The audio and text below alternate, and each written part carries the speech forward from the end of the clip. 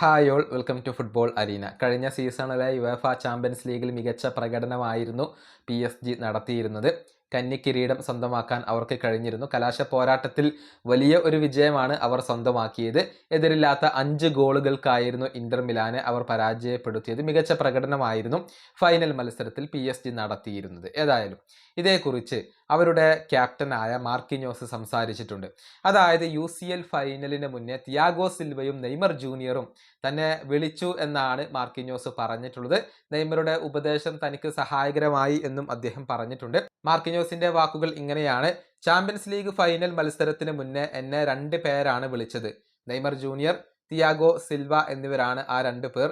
Neymar എന്നോട് പറഞ്ഞു, നീയാണ് ടീമിന്റെ ലീഡർ, നീ ഈ മത്സരത്തിൽ മുന്നിൽ നിന്ന് നയിക്കണം, അത് എനിക്ക് സഹായകരമായി. ഇതാണ് മാർക്കിഞ്ഞോസ് പറഞ്ഞിട്ടുള്ളത്. നമുക്കറിയാം, തിയാഗോ സിൽവയും നെയ്മർ ജൂനിയറും മാർക്കിഞ്ഞോസും ഒരുമിച്ച് ഒരുപാട് കാലം PSG-യിൽ കളിച്ചവരാണ്.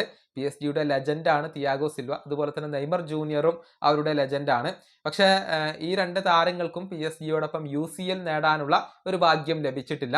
ഒരു തവണ നെയ്മർ ജൂനിയറുടെ നേതൃത്വത്തിലുള്ള PSG ഫൈനൽ വരെ എത്തിയിരുന്നു. പക്ഷേ ദൗർഭാഗ്യവശാൽ PSG അന്ന് ആ ഒരു കലാശ പോരാട്ടത്തിൽ പരാജയപ്പെടുകയായിരുന്നു. ഈ വീഡിയോ അവസാനിപ്പിക്കുന്നു. അടുത്തൊരു വീഡിയോ വീണ്ടും കാണാം.